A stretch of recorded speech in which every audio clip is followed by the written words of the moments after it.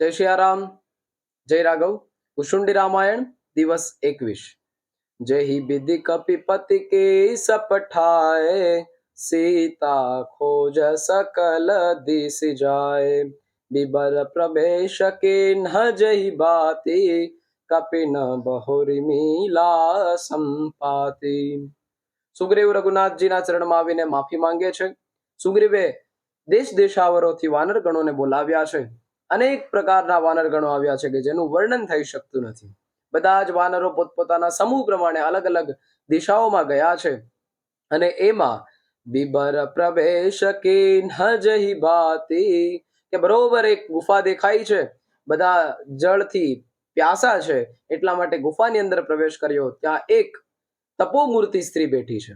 એણે કહ્યું છે કે આપ સીતાજીની શોધ માટે નીકળ્યા છો, આપ આંખો બંધ કરો, એકદમ એમની નિકટ પહોંચી જશો. બધાએ આંખો બંધ કરી વાનરોએ એ ગુફામાંથી બહાર નીકળીને તાત્કાલિક એ લોકો સમુદ્ર તટ પર આવી પહોંચ્યા છે.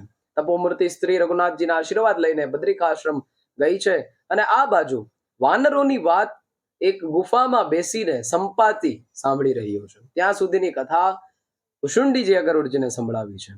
જય સિયારામ, જય રાઘવ. કુશુંડી રામાયણ દિવસ 21।